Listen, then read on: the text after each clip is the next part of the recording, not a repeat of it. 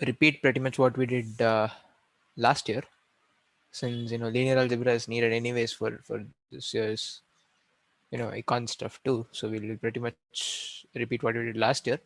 So if you're new, well, you have a lot of stuff to learn. If you're if you're repeating this but you don't remember stuff, okay, this is a nice way to remind yourself.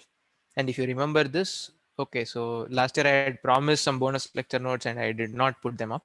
So this time I have. So like that's at least incentive for you to wait ahead. So if you have any questions, like just stop me in the middle. Like we have a lot of time. We'll just have fun as much as we can. So so you look at real numbers or complex numbers or rational numbers, right? So they have a nice structure to them. So so you, when you look at R, you were quite familiar with it and you could do a lot of stuff to it. So we just look at the underlying structure in R, which we can try to make as much.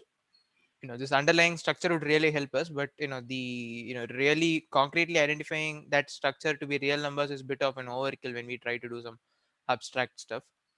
So what we'll try to do is we'll try to hold on to as much properties that we need, that you know like all those nice properties of real numbers, without actually working with real numbers themselves.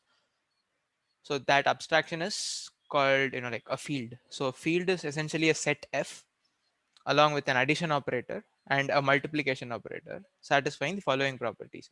That addition is closed. That is, if A and B belong to the field, then A plus B belongs to the field. And addition is commutative, addition is associative, and there exists an additive identity. So there exists 0, which we'll call the identity as usual, such that for all A belonging to the field, A plus 0 is A, and for all A belonging to the field, there exists an additive inverse minus A, such that A plus minus A is 0. And similarly for multiplication, we have A times B belongs to the field if A and B belongs to the field. A times B equals B times A. Addition, multiplication is commutative and associative. There exists a multiplicative identity that A times 1 is always A. And for all elements other than 0 in the field, there exists a multiplicative inverse denoted by A inverse in the field F, such that A times A inverse is 1. Okay. And of course, distributivity holds. A times B plus C equals A times B plus A times C for A B, C belonging to F.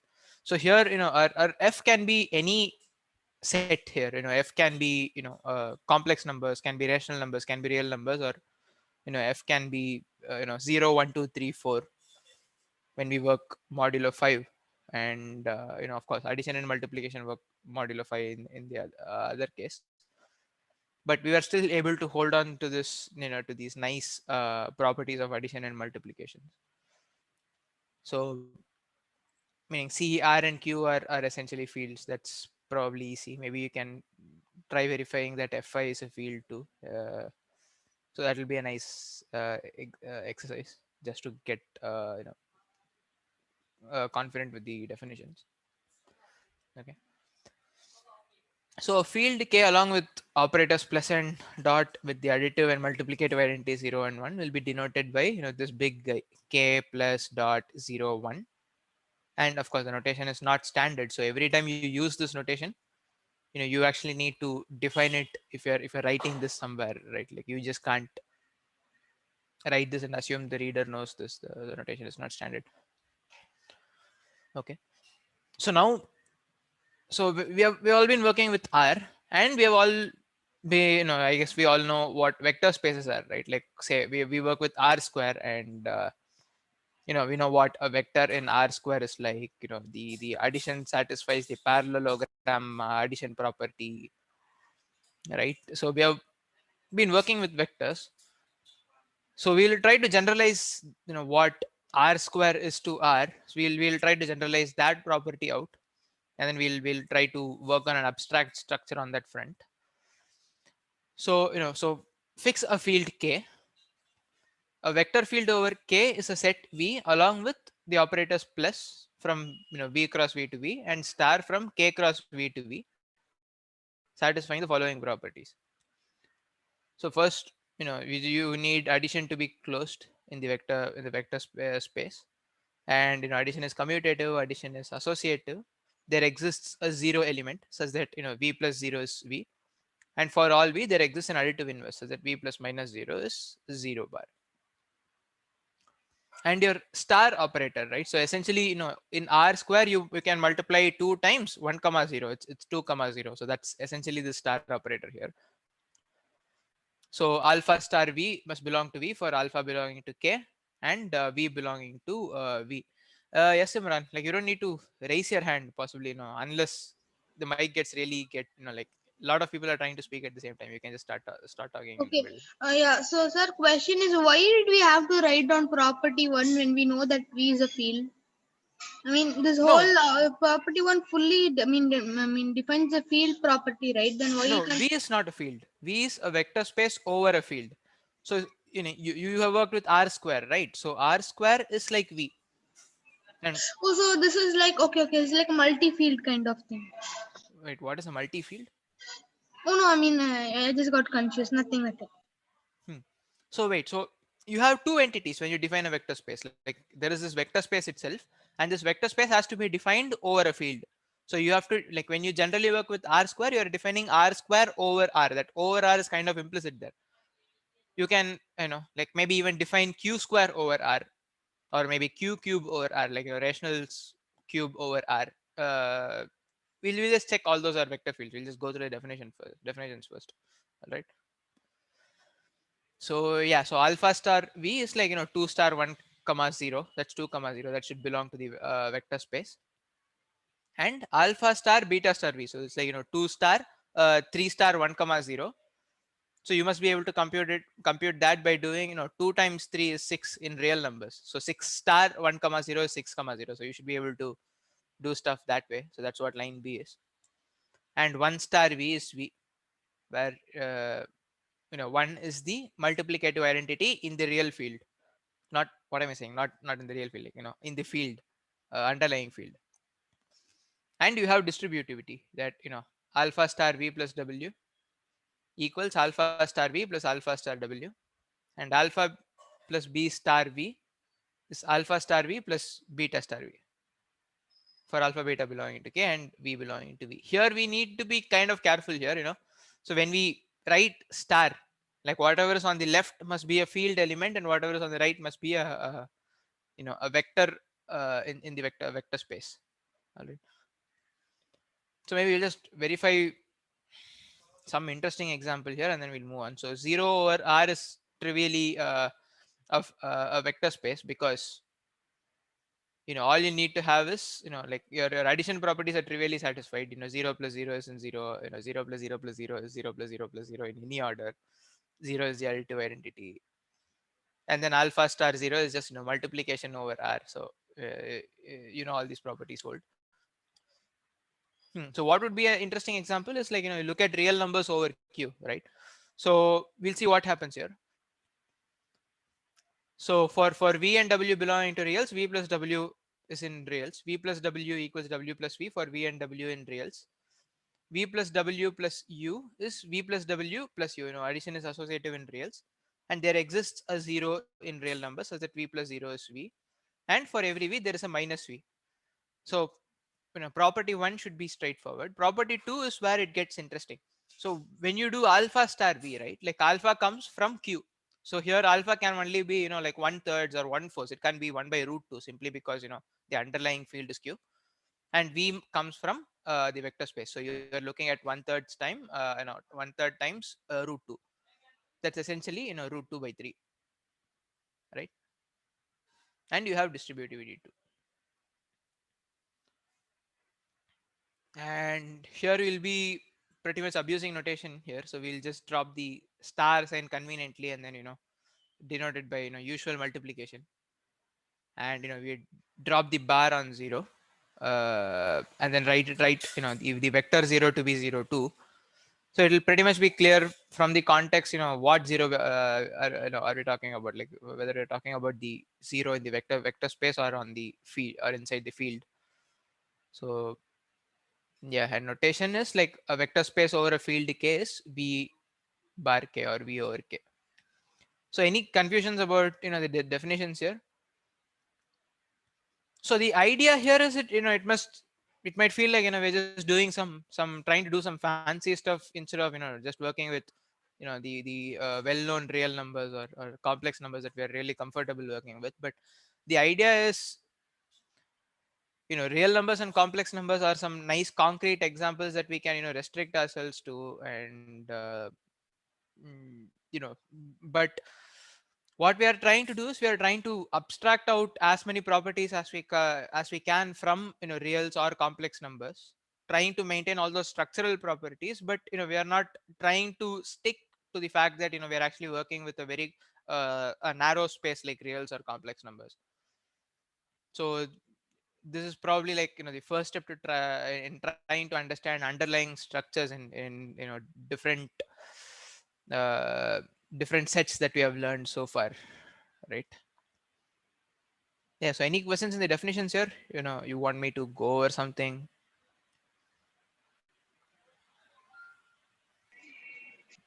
Yeah, okay, we can move on. So yeah, we'll just do these as like a couple of exercises. So the first one I'll get us started. So if v and w belonging to v says that v plus w equals to v, then w is 0. So this is what we need to prove. The other way around is trivial. If w is 0, v plus 0 is v. That comes from definition. But we'll prove this way. If v plus w is v, then w is 0.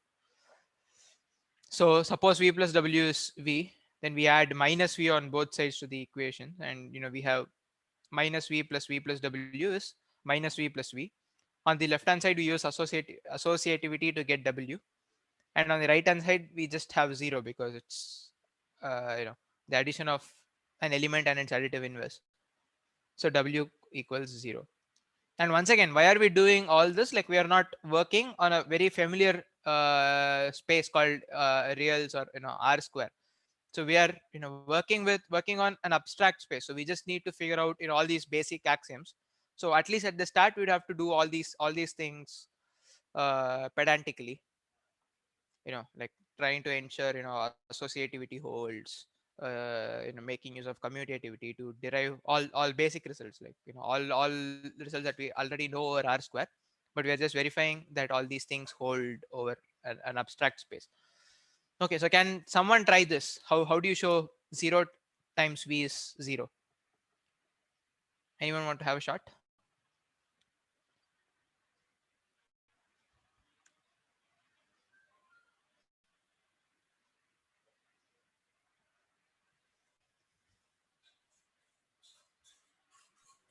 Uh,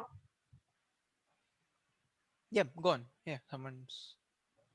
0 times p equal to 0, Hmm. since 0 times p can be written as minus 1 plus 1 times v, Okay. that is minus v plus v, that is Mm-hmm. just 0. Nice. So, Shreyan's writing 0 as minus 1 plus 1, and then he is using property this one, the distributive property here, the 3b. So he's writing 0 as minus 1 plus 1. So you get minus v plus v, and we are just adding a vector and its inverse. But wait, you have a problem. Yeah, so how do you know minus 1 times v is just, the additive inverse of v in the vector space?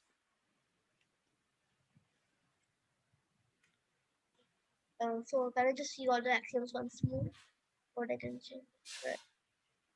Yeah, you have this here. So where is the definition of the zero vector?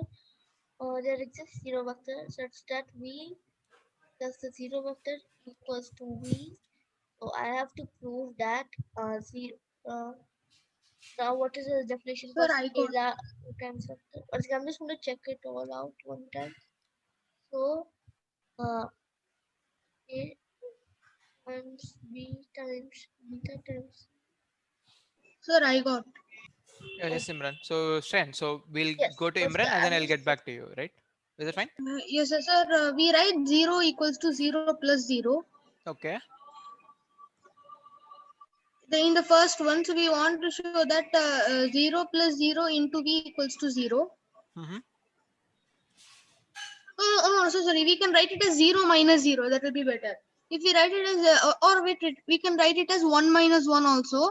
Then what will happen? It will become v minus v, which is equals to 0. No, there is one problem with that, Imran. Like, I think your Yes. start was correct. The problem with writing 0 as 1 minus 1 is you don't know whether minus 1 star v is minus v at this point. Okay, can you just show me the Because, can you just show me the definition while I list for scalar times So vector I think multiplication? we can do here, it 0 it's plus simple. Yeah. 0. Okay, Yeah, so we here's can the do it definition. to Yeah, 0 plus 0. we can write I'll 0v for as 0 plus 0 into v. Yeah, so just give me 1 minute, Imran. So I'll just make sure everyone else have understood, that why we can't write, minus v plus v equals 0 straight away.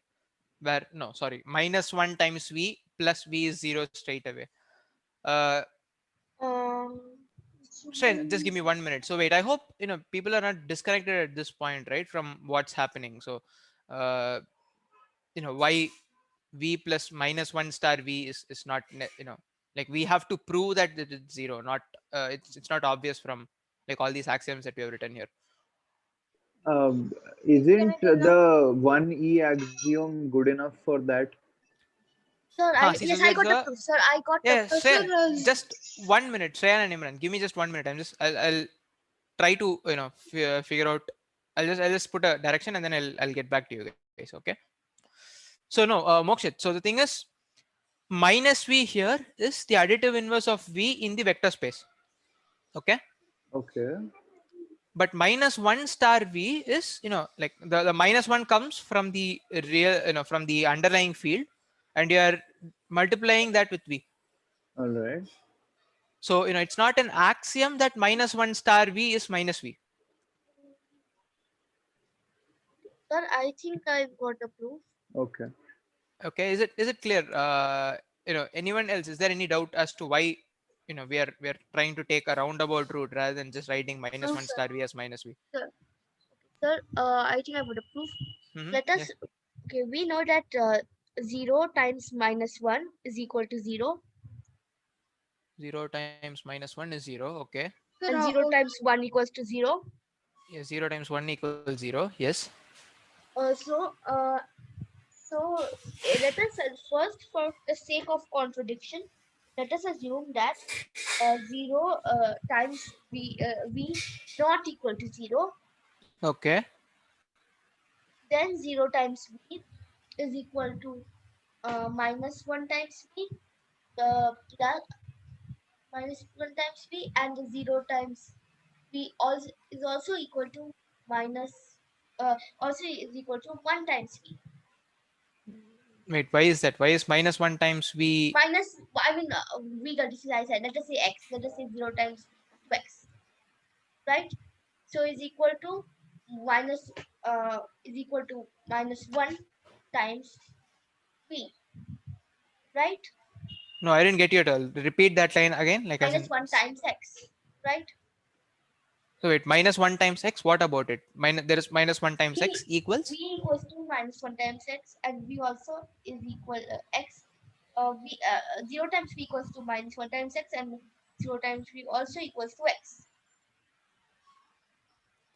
right?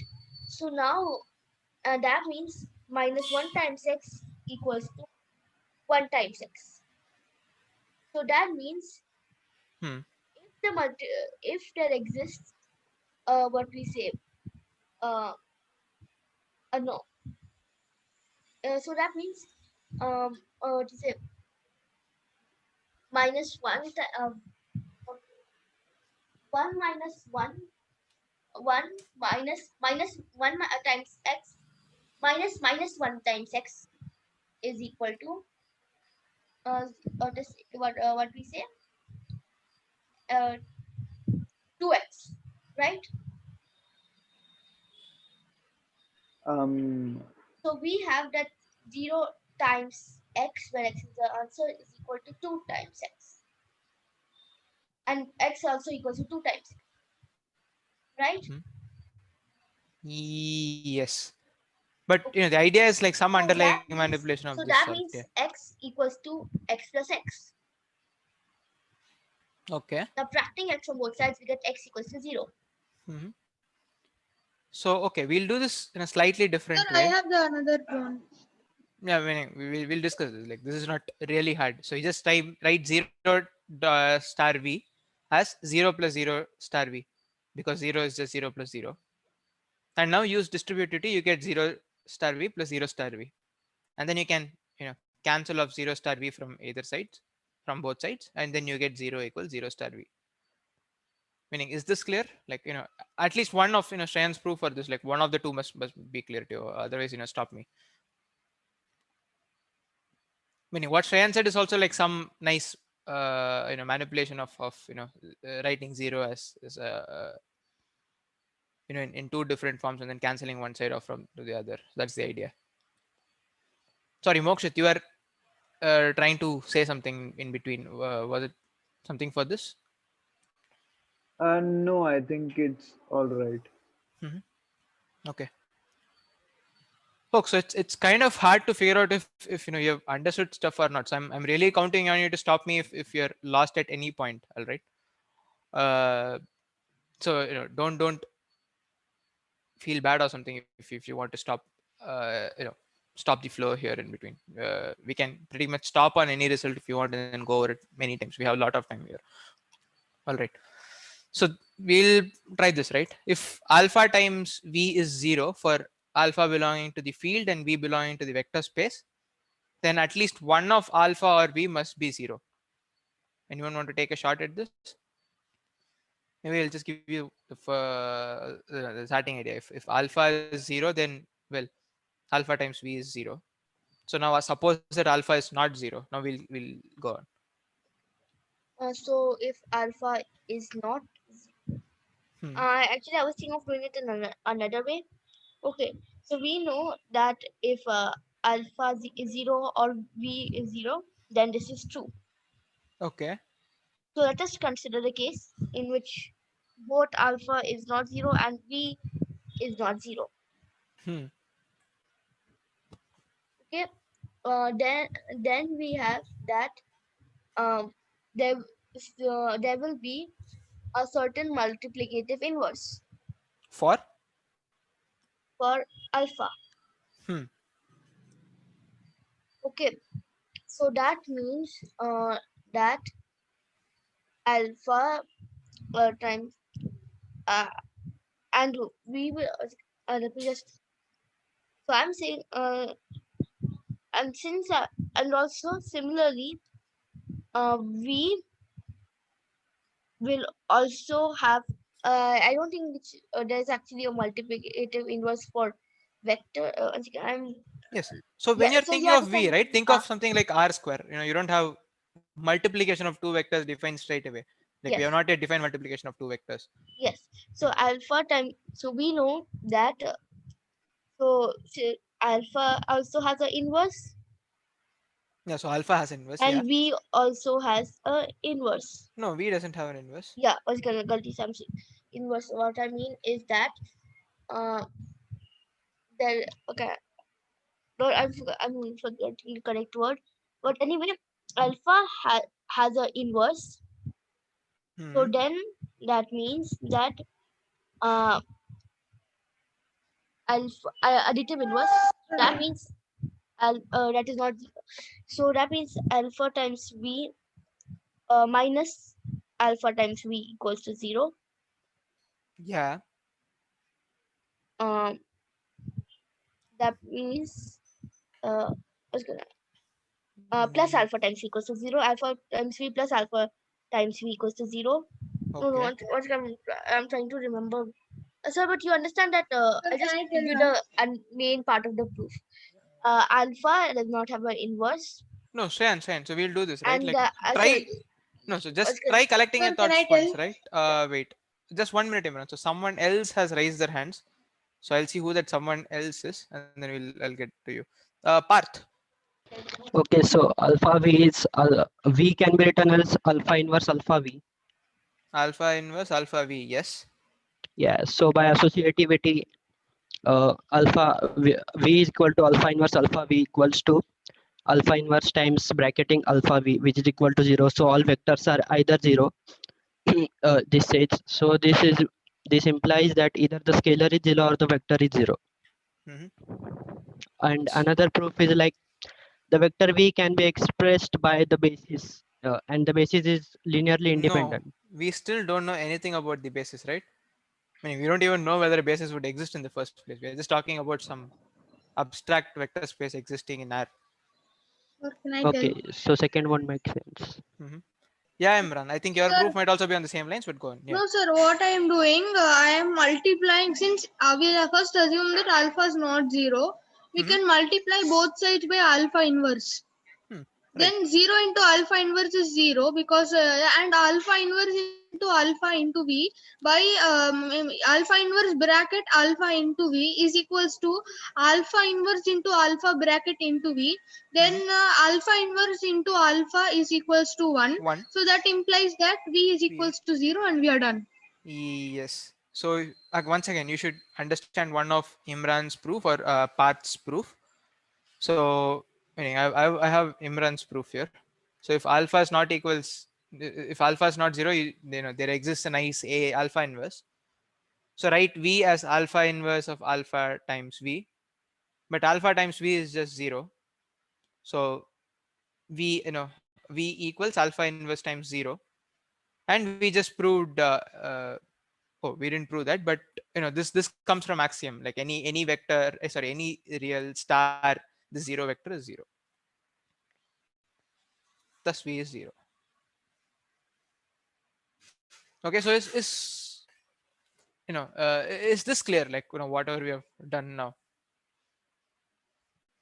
So one suggestion which I can give you is after the lecture, I'll post this on the Google Classroom. You can just try proving this stuff just to understand what a field is and what a vector space is.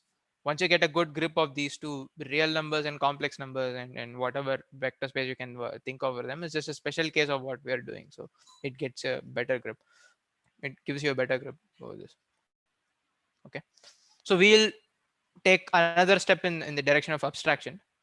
So let K be a field and S be some set. Say S can be 1 comma 2 or 1 comma 2 comma 3. S can be real numbers. We don't care. So define K to the S to be the set of all functions such that F is from S to K.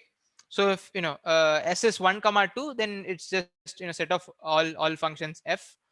So you have F of 1 is some element in K and F of 2 is some element in K, maybe equal or not equal. If F and G are two vectors in K to the S, define F plus G to be H, where H of S is F of S plus G of S. Okay. And this addition is nicely defined. F of S is in K, G of S is in K. So you can add elements in a vector space for all elements S in S. Also, define alpha times F to be F1, where F1 of S is alpha star F of S for all S belonging to S. We'll just look at an example. So consider R square, our favorite vector space. We have been using this in fact. So we say, instead of calling, vector 1 comma 0 or 2 comma 3, we say, the first coordinate is 1 and the second coordinate is 0. And this set S is doing exactly that. It's indexing all elements in the vector. So so when you look at the set 1 comma 2, f of 1 corresponds to 1 for 1 comma 0 and f of 2 corresponds to 0. So in some sense, this function f here is like the coordinate function. Is the idea clear here? So I'm sorry, I lost connection. Could you rewind a bit and start from the notation part? Yeah. So so we have a field K and S be some set. Okay. Now S can be real numbers also, or it can be a finite set. We don't care. Define K to the S as follows, right? So K to the S is just the set of all functions f from S to K. S can be horses and elephants too. So yeah. So if f and g are two vectors in K to the S, define f plus g to be h, where h of s is f of s plus g of s.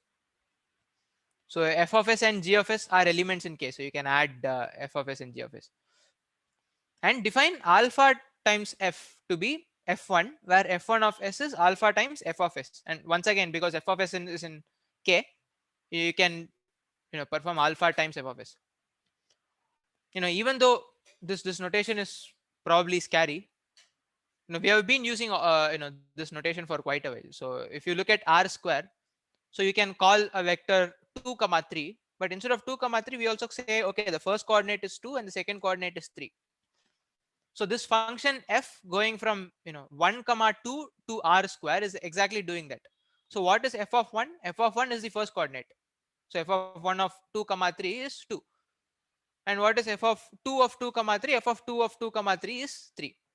So the function f going from 1 comma 2 to r square is essentially, so you can tie this function with vectors in r square by saying, okay, the function f is associated with the vector if f of 1 is v1 and f of 2 is v2, where v equals v1 comma v2. Is the notation clear here? In the notation, if the line, second line, if f and g are two vectors, are they functions or are they vectors, or is that interchangeable? No, f of s is a vector. All right. So if f and g are functions, but f of s is a okay, then it's fine. Cool. Hmm. So what we are doing, like we are taking some element in s, and then we are applying f on s to get a corresponding element in K. And we know we can add stuff in K, we can multiply stuff, so we Yep. are Yep. making use of that. No, so when this was done for the first time to me, I was lost. So that's why I'm pausing here, just to make sure, if anyone's having any confusion, ask me here, right? So basically this thing k power s is just a generalization of a vector space. Yes. Like And you're adding this functional and you're adding an extra vector. wait, adding an extra vector? I mean, you're defining the vector and you're making it as functional notation. Yes. And yeah, the reason is not, like, we have a vector space to start with, and we are defining a corresponding a function space to say, because okay, so here, r square and r cube, maybe we can actually work with 1 comma 0 comma 0, 1 comma 2 comma 3 kind of a setup. But what if we want to generalize more than that, like r per 1000, r per any finite number? Yeah, we can work. But suppose you want to look at something like, r per there's the size of natural numbers, right? So So your you want voice is breaking. one. Oh, okay. Should be fine now. Hello? Yeah, can you hear me? Your voice is breaking. Wait, is it the same for everyone, or is it I just So for seems Imran? fine For to me. me it's fine. Okay, Yeah, I think anyways. Imran is having some issue at his end. Hmm. All right, so yeah, Imran, so I think you need to check your connection. Okay. Yeah, see, so for r square and r cube, we can adopt this 1 comma 0 comma 0 notation. But even for, say, r per natural numbers, right? So we can just have a long sequence saying, okay, the nth element in the sequence corresponds to the nth coordinate. But suppose we want to work with something like, r per something, in the size of real numbers. So we want one coordinate per real number. So how would you exactly write this? You won't be able to write down a coordinate for each real number. So you try to write stuff in terms of functions.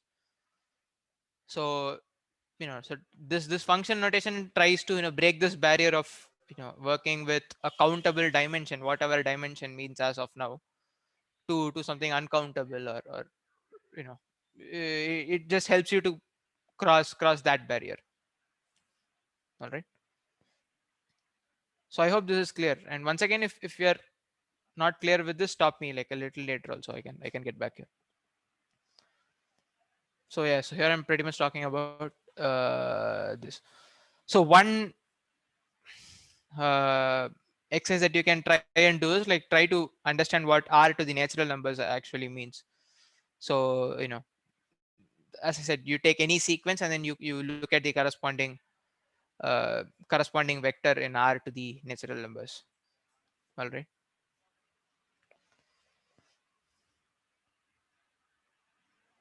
And again, this would be a nice exercise too. Just check R to the 1 comma 2, and R to the natural numbers are indeed vector spaces in the first place. Here they can be kind of easy because we know corresponding vector spaces that we have already been working with, namely R square and sequences in real numbers. But try doing that once more. So now we'll come to next part, subspaces. All right. So suppose you have a vector space V over the field K. So a subspace W of V is a subspace. No, subset W of V is a subspace if W is a vector space by itself over K. And what are the operations over W? You just restrict the plus and star operator of V to elements of W. In other words, W1 and W2 belong to W. For W1 and W2 belonging to W, 0 must belong to W. And for all W belonging to W, the additive inverse minus W belongs to W. And you also have alpha star W belonging to W for alpha belonging to K and W belonging to W. Now, we actually have to check whether multiplication is associative, whatever modified associativity condition that we have for multiplication over vector spaces. And addition is commutative, addition is associative, and we might have to check all those things, but we begin with the assumption that V is a vector space. So commutativity of addition, associativity of addition would follow straight from that. So you can Sir, subspace is not having multiplicative inverse. no, a vector space doesn't have a multiplicative inverse, right, Oh Imran? yeah, okay, vector space. Yes, okay.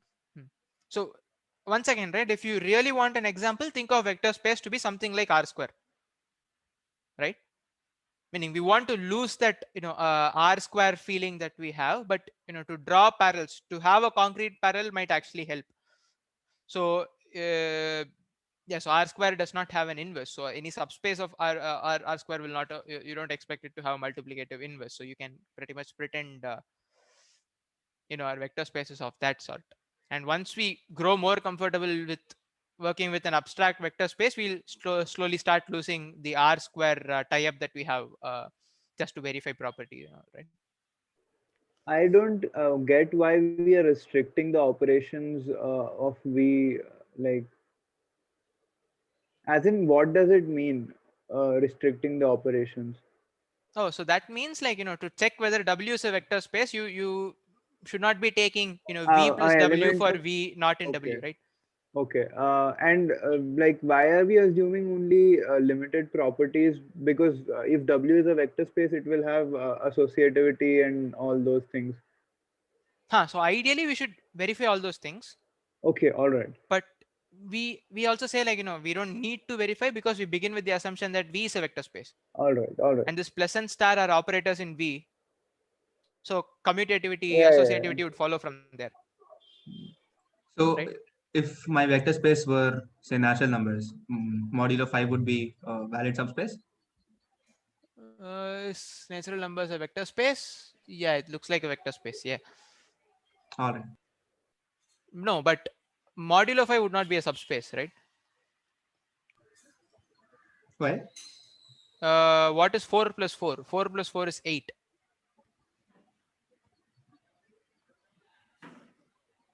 Oh, So wait. in And 5, 4 plus 4 will be 3 in modulo 5, right? so the underlying field must be 5 then, not real numbers.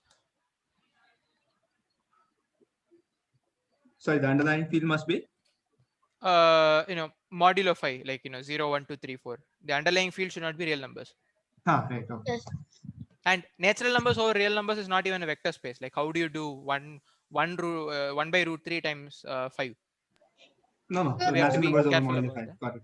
sir, Over modulo 5, yes. So go on, Imran. natural numbers over integers? Integers are not field. Like, where is the multiplicative inverse for 2?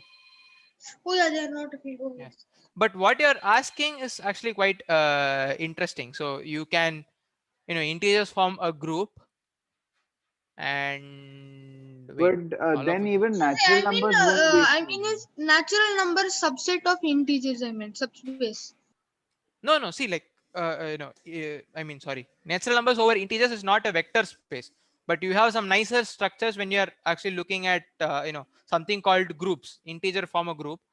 So you actually I'm not have a talking different about structure over. altogether. I'm only saying if you consider if we consider v as integers, and then if we can w be natural numbers. What is the underlying field in the first place? Always associate a vector space and an underlying field. The underlying field we can consider it as real. No, then the V is not even a vector space to start with, right? You need to begin with a Okay, vector okay, space. okay, okay, okay, okay. Like if you begin with integers, then maybe you can have your underlying field to be like say something modulo, natural numbers modulo 5 or natural numbers modulo 13. Okay, then for according to the fields we know now from complex numbers, rationals, reals. I mean those 5 fields that are there. Does it mean that like the v has to be natural number and not anything else? Like we cannot exceed the field of natural number. Like I natural mean, numbers are not even a field. What are you trying to convey I here? mean this one, the subspace. I'm saying. No, so restate your points clearly, right? Like try to be technically correct, meaning you're having some loose I ends mean, in what like you're if we saying. have if we have the underlying field as a mod 5 or mod 7, Hmm. then the vector space can be only natural numbers, or what I'm asking. Not Can necessarily. can a Like Q, field be mod 5, mod 7? meaning natural numbers mod 5 is a field. Yeah, your K can be natural numbers mod 5. Your field can be How natural does numbers mod 7. additive inverse and all that work there? So additive inverse of 2 is 3, right? Not additive inverse, sorry. This thing, multiplicative inverse. Multiplicative inverse. So it's actually a you actually have to prove that for any prime. You can prove for any prime that this guy is a Multiplicative field. inverse of 2 is 3. Yes, Yeah, sir, but we for can do modulus. I mean, inverses. We can show using modular arithmetic properties. yeah, and if you're working explicitly with 5, right? So 1 is its own multiplicative inverse, 4 it's its own multiplicative inverse, and 2 and 3 are multiplicative inverse of each other. Right? 2 times 3 is like 6. 6 is 1 mod 5, right? Okay, okay, like that. Cool. Got it. Hmm? Yes. Any more confusion here? And remember, when No, we are sir, no. doing V over K, V should be a vector space. Maybe like for now, you can even start by explicitly verifying whatever you are picking up as V is whether V is a vector space over the underlying field K that you have picked. All right. Any more questions? Sorry, but Hmm. where is the quotient space defined? On naturals, naturals are integers. You mean for K, right? Yeah, but Oh, this is um, not V quotiented by K. This is just notation to say this is V over K. okay, sorry, I did not pay attention. Okay. Uh, mm, yeah. So any more questions, guys? I think I'll move on. But if you have any questions, stop me. Right? We are in no rush.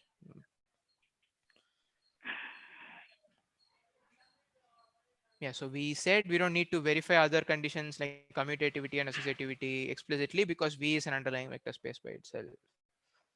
Yes. So this is one trivial subspace that we have. In fact, you look at R square over R. Any line that passes through the origin is a subspace. Why? Meaning you can just take a vector on this line, elongate it, it will still lie on the same line. You add two vectors on a single line, like it will still lie on the same line if that line is passing through the origin. All right. Yeah. So wait, I'll hide the proof. We'll see if we're able to figure this out by ourselves. So let W belong let W be a subset of V where V over K is a vector space. Then W is a subspace of V if and only if alpha 1 W1 plus alpha 2 W2 belongs to W for all alpha 1 alpha 2 belonging to K and W1 W2 belonging to W. All right. So we'll begin with the forward direction. So suppose W is a subspace of V. Why is this true?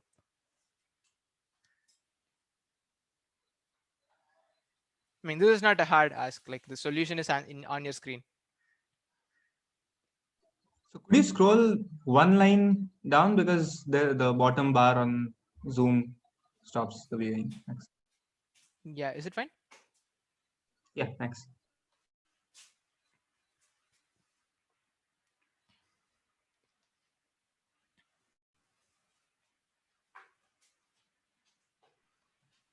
The individual terms alpha 1 W1 Yeah, so Mm-hmm.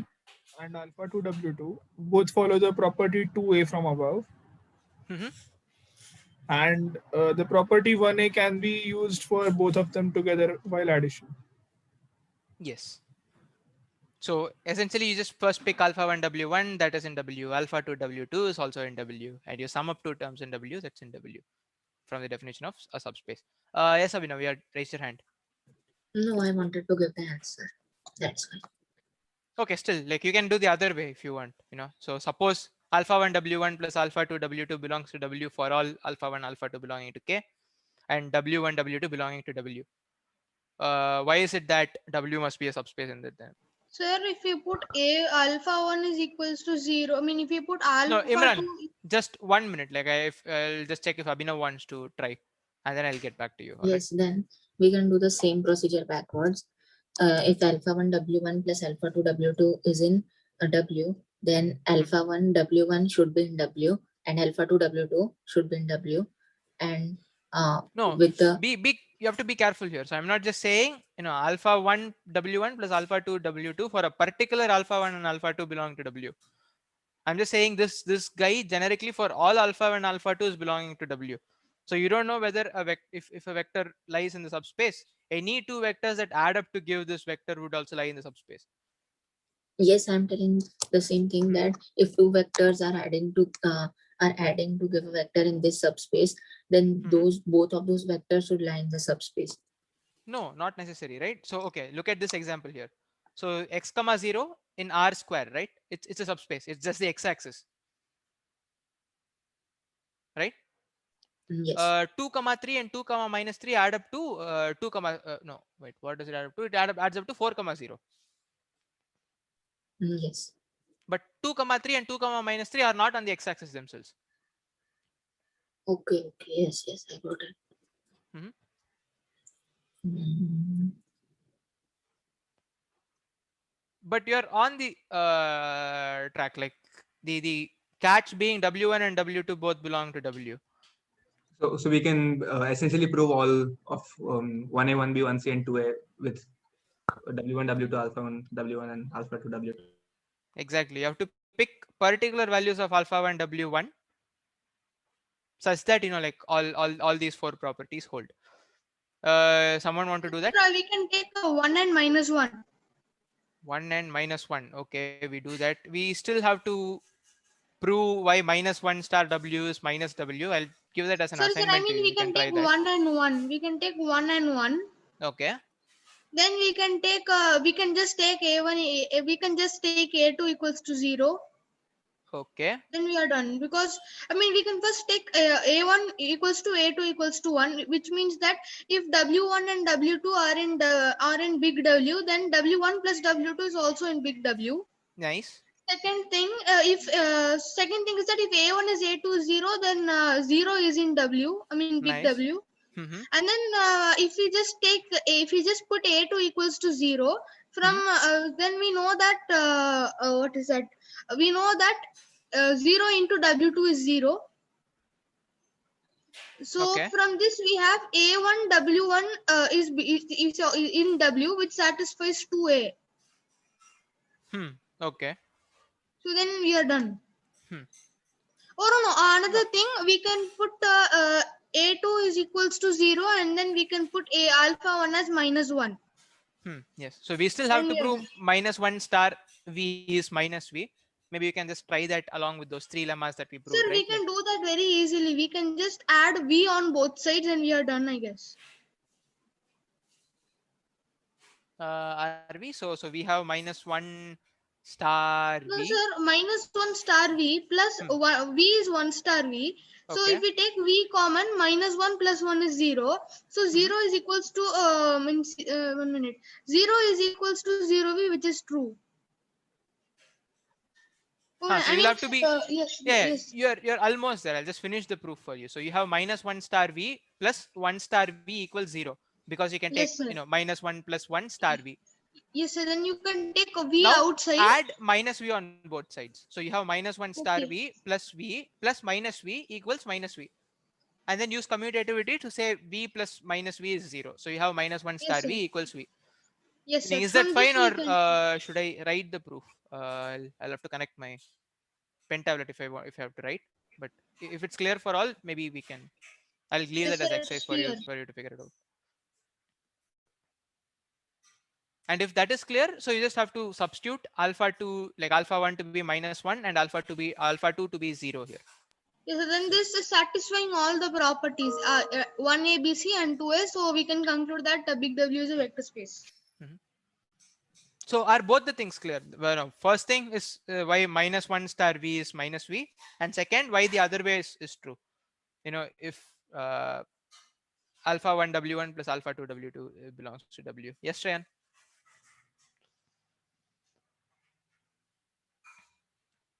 Shayan? Sir, Mhm. I was wondering about if there's a more complete field. So, like you told us you told us the definition for multiplication. And like based on multiplication, we can use a similar definition to go to power or exponentiation. That and for that the field is complex numbers. But what if you want to take it to No, wait. tetration and You higher? have to be careful here. You don't know what exponentiation is. Meaning you can do, say, root 2 to the power 3. It's root 2 times root 2 times root 2. But what is root 2 to the power root 3? Yes. To do that, we require complex numbers. No, we don't need complex numbers to do root 2 to the power root 3. Yes, we don't need for that specific case, Huh? but we need to for negative numbers, right? No, but in fact, exponentiation is a more complicated object than what you actually think. So for that, we need to actually understand what real numbers are.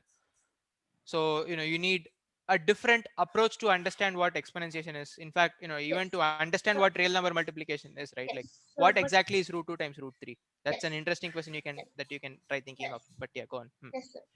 But we can create similar axioms to get exponentiation ka definition from multiplication, right? Hmm. Okay. Right. So I'm saying that once you if you try to finish the make a field for the laws of exponential, uh, all of the laws of exponentiation, including inverse and everything, we will need complex numbers, right? No, even 0 comma 1 would be fine, right? Look at f sub 2. Yes, like So yes, do sir, like 1 per we anything, right? Yeah. yes, Hmm. yes, sir. For but that but if we it's like sets of two numbers are just like complex numbers per se. No, I'm just saying, just look at 0 comma 1. Just two numbers forming the field. Yes, Meaning I'm if sure talking about fields that contain the natural the set of all real numbers.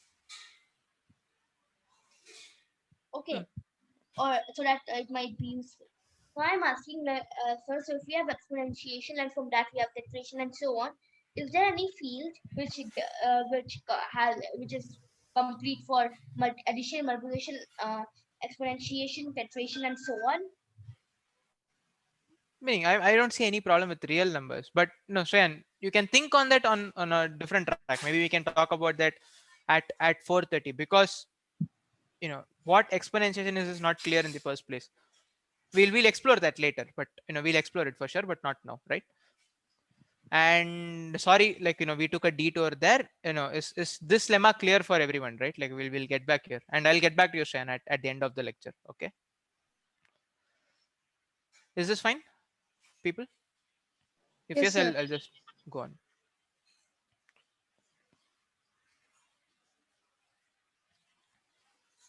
So, all right. So another lemma. So you look at, Sir, answer is shown. yeah, that's fine. So you look at subspaces of k over k. Meaning we know real numbers over real numbers is a vector field by itself, right? It's just r power one. If r square is a vector field, yeah, vector space, why not r? So the only subspaces of k over k with addition and multiplication operators are identical to the addition and multiplication of elements in K. So then this guy, like the only two subspaces are, the trivial subspace of 0 and K itself. And the proof is also in this direction. So you say 0 is obviously a subspace. So suppose there is some other subspace which is not 0. So it will contain 0, but it will also contain some non-zero element. So now what do we do? Because it contains some non-zero element K, we know K inverse K is also in the subspace. That is the identity element of K belongs to subspace W. All right. So now what you can do, given that the identity element is inside W, for any alpha belonging to K, alpha star 1 must belong to the subspace. That essentially says, for any alpha belonging to K, alpha belongs to the subspace. So the subspace must be K itself, right? Is this fine, or would you want me to repeat? Once more, please. Right. So anyone who has understood this, would you want to repeat this for me? Sir, which one? The proof of Lemma 5. lemma 5. Oh, okay. Yeah, can you repeat it for me, Imran? Yes, first we note that 0 is a subspace. Right. Then now what we will assume that there is a subspace which also contains like there's a subspace which is not K and which is not 0, which let's assume another subspace is there. So that also contains one more element K which is not 0 and that is not in K. So since that W is a subspace by property 2A, we see that for some alpha for all alpha in K, we have all alpha in big K, we have that alpha times alpha star K should be belonging to capital W. So if for some K prime, if there is a non-zero element of K, so it's because if it is 0 means then we cannot do this inverse thing. So if K dash is a non-zero element of K, then we have that K dash in K dash K prime bracket times star K is equals to K prime because we have that by property of multiplicativity property. So from this we see that K prime is in W. So this means that K inverse exists because K is not 0. That is obvious since we have assumed it already. So this implies that W is K. So it means that for every K dash in K, we see for every K in some another subspace W, there is always one K dash inside the K. So it means K and W are both same if K is not 0.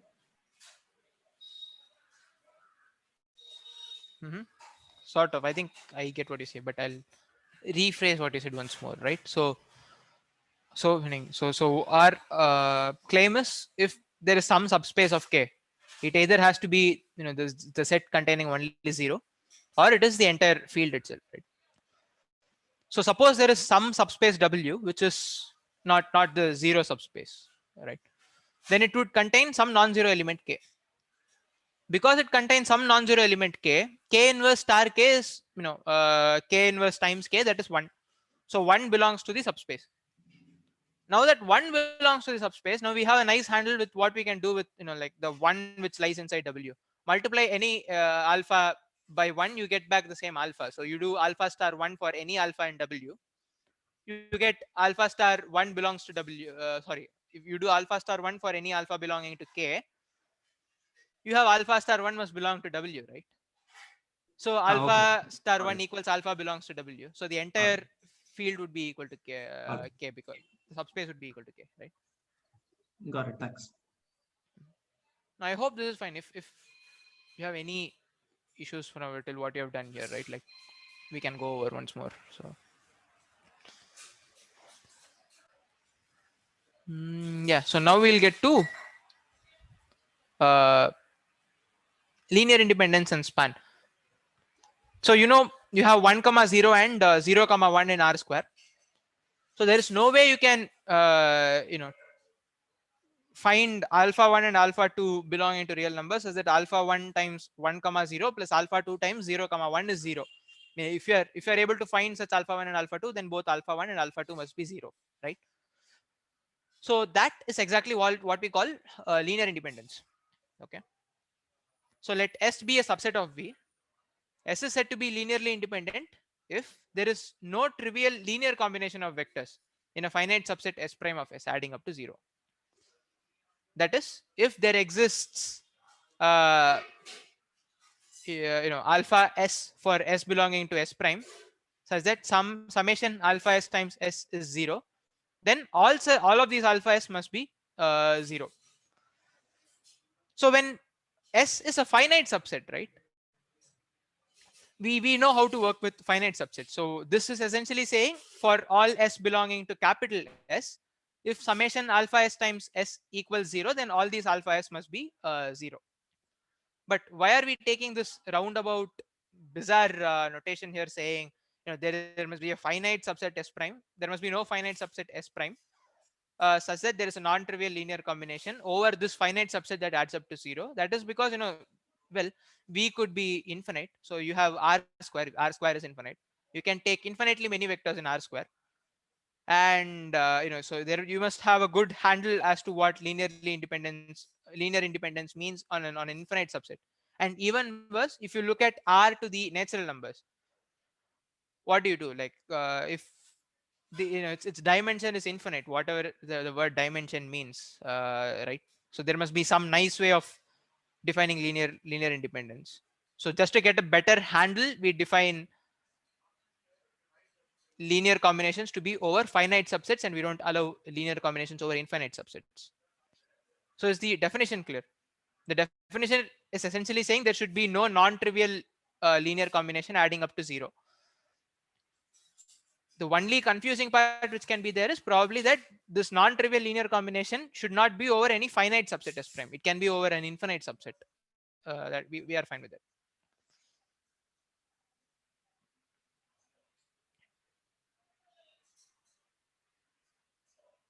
So any questions, folks?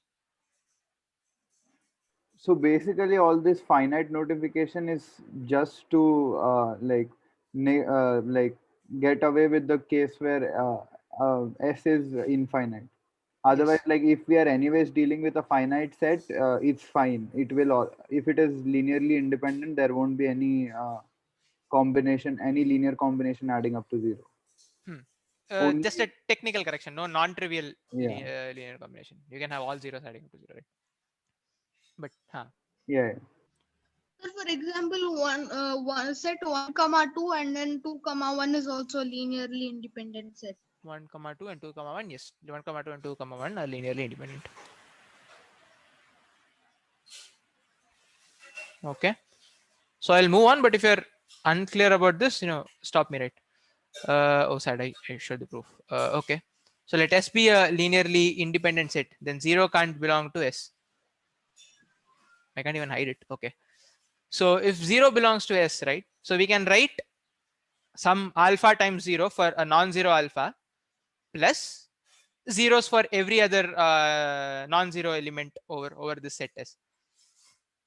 So our linear combination here is like, say 1 times 0 plus summation over all other elements S 0 times S. This just turns out to be 0 straight. And this just contradicts the definition of linear independence over S.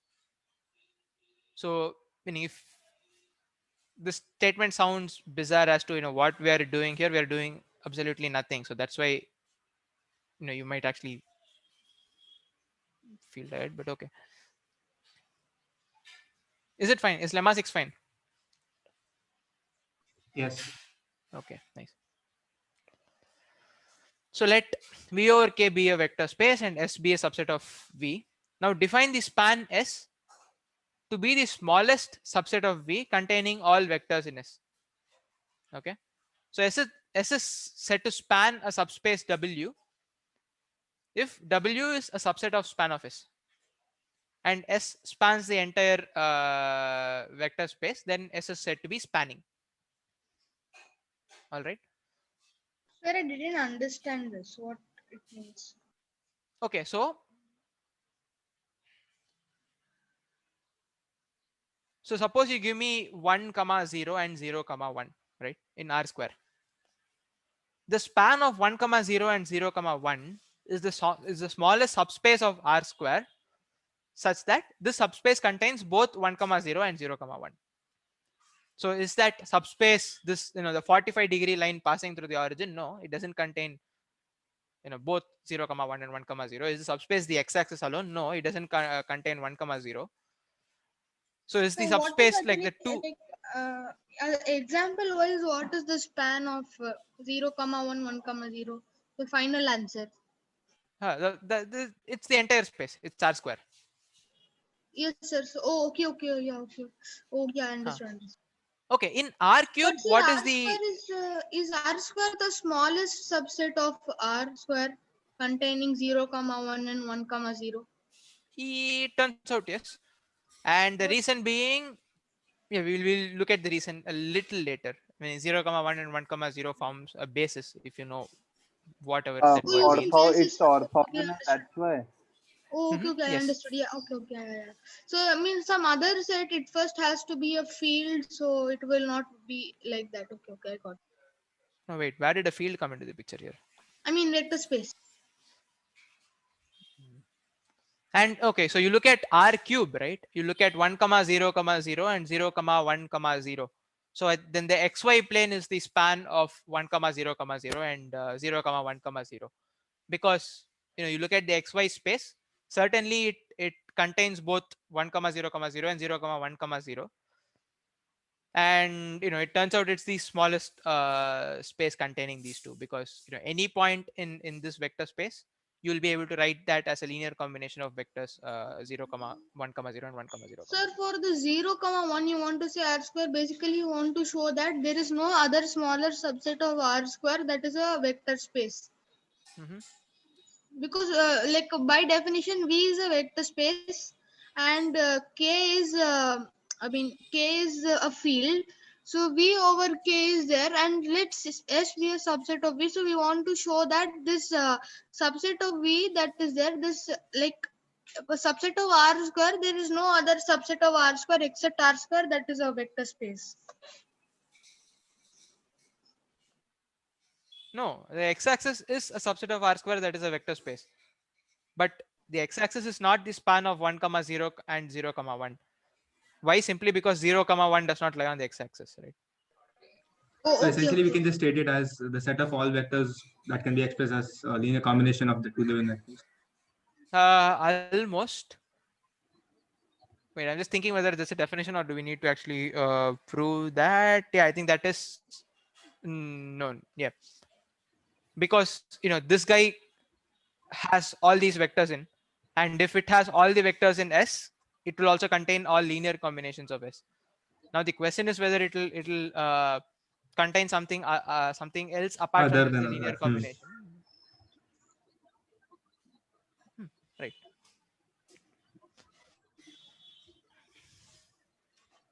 So okay, so one example that we can look is so you look at you take any matrix and look at the column space of the matrix. So what is the column space? Pretend that each column in the matrix is a vector by itself. So the space spanned by the vectors formed by the columns of the matrix is a column space. And similarly, if you treat each row to be a vector by itself, the space spanned by these vectors, the row space, is well, essentially the row space. All right. And these remarks here is just to remind you of the linear algebra that you might have read in the pre-reading material. So the idea is to do some abstract stuff and then peek back into our concrete case, which we are really comfortable living in once in a while, just to remind us of what's happening and try to get a better grip by drawing some nice parallels. Okay, so we'll want to show arbitrary intersection of subspaces is a subspace. uh, any start to this? So we'll begin by showing this, right? So suppose there is W1 and W2. We'll show W1 intersection W2 is a subspace. How do we do that? We'll have to show that it follows all the properties. Yes, but So we proved this theorem, right? Where is the theorem? with this lemma. No, not this one. Lemma 4. So we'll use lemma 4. If that might make life easier.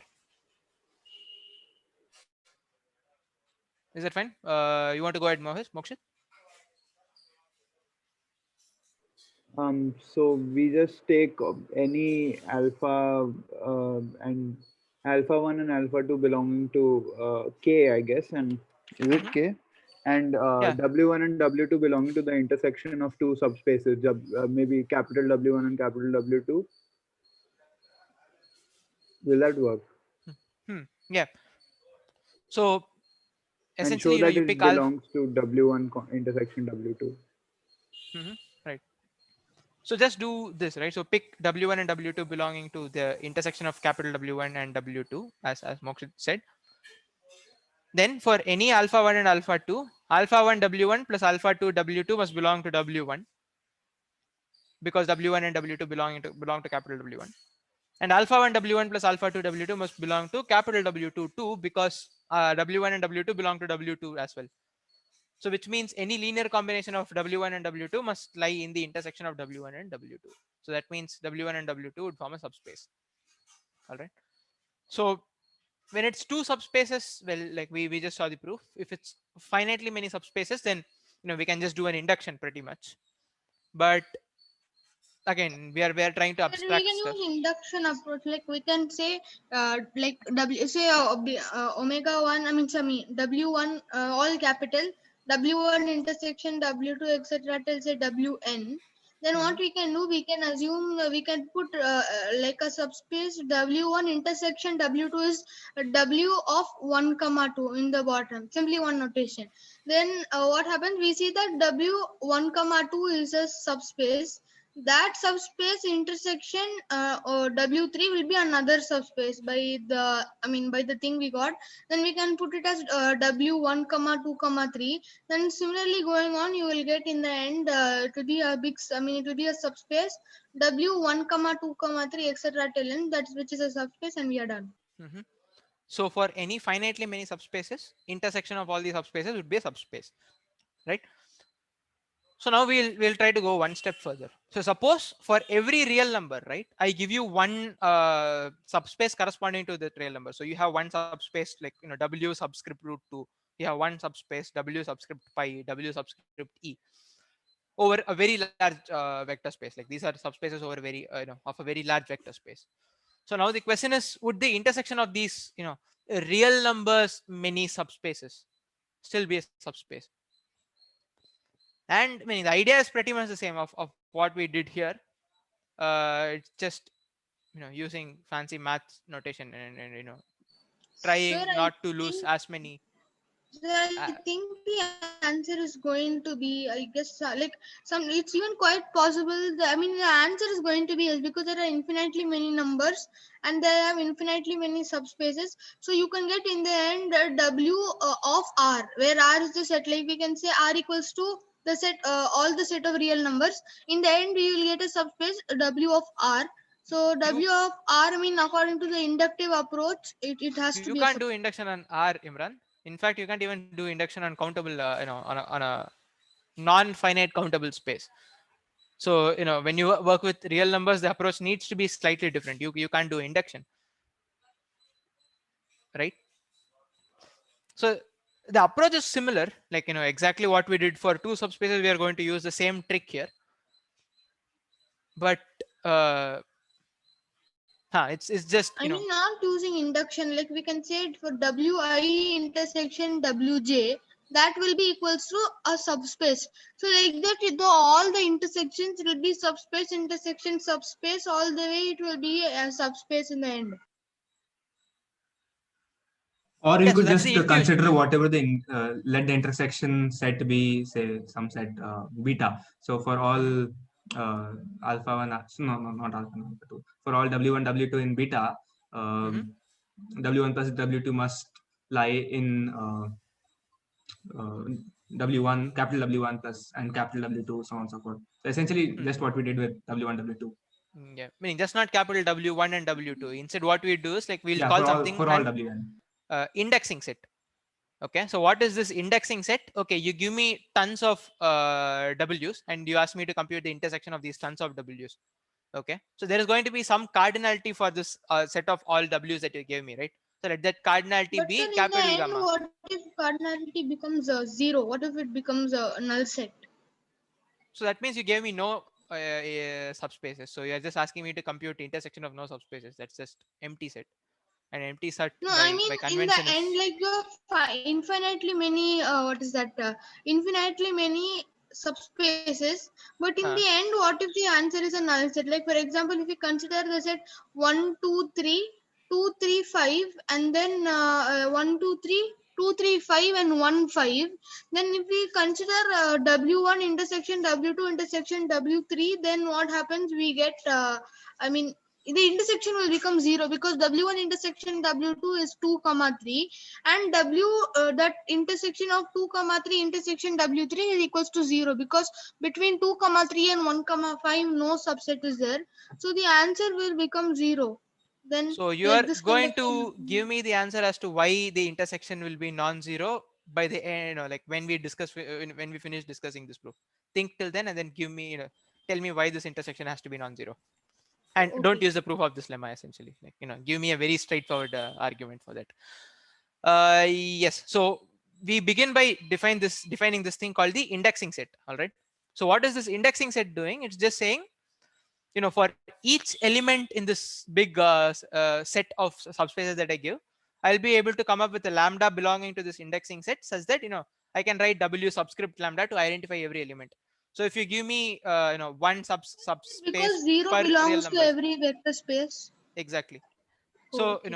so you give me, real numbers many subspaces, right? So then I'll be able to write my indexing set to be real numbers. So I have w root 2, w pi, we, w1, w2, right?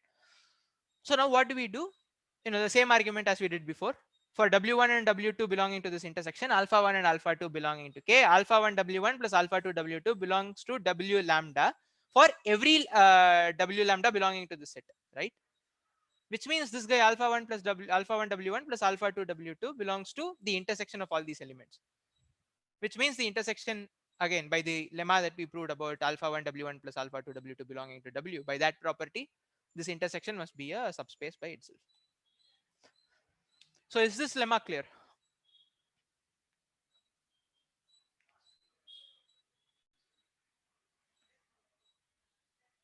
Meaning, so next we will move on to a basis. We'll define basis and maybe we'll stop for the day. We'll see. uh yeah, if you have any questions you can ask now. Okay, all right, I'll So move I forward. have a question. Huh? I mean, where are all these things useful? I mean, this Meaning, K power S and all these things. I don't know. I mean, the field things are fine. I mean, we can take abstract spaces and do, but where is this useful? We're K talking power about help, like, K power S helps you to work with, R power R. Meaning it helps you to but why work with, why do we larger. want to work on that? So R power N is the set of all sequences, and set of all sequences are useful. Oh, okay, And okay, if you yeah. do some topology, you'll be working with R per omega quite frequently. So Yeah, someone okay. else started in between. Wait, did someone else say something? Uh, okay, we'll move on then. Right. So consider a subset S of V minus V over K. So it's said to be maximally linearly independent if S is linearly independent, and you add any other vector V belonging to V to this set, then it will make S linearly dependent. So you'll be able to find a non-trivial linear combination of vectors in S, such that the non-trivial linear combination over some finitely many elements is 0. And S is said to be minimally spanning V if any vector from S is removed, then the remaining set of vectors does not span V anymore. Okay, so Aren't these the are same these thing? two? Yeah, it will turn out both of these are the same thing. In fact, that's the theorem next to it, which Okay. we will prove. Okay. But are the two definitions fine?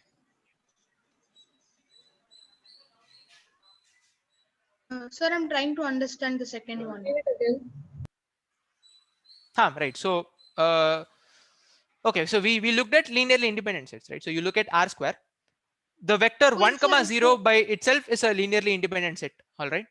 But it is not maximally linearly independent because you can add 0 comma 1 along with 1 comma 0 and still the resulting set is linearly independent. There is no way you can add some linear combination of you can take, you get a linear combination of 1 comma 0 and 0 comma 1 adding up to 0, a non-trivial Sir, linear combination. maximally linearly independent set means if you add any vector v, it will be still linearly independent, right?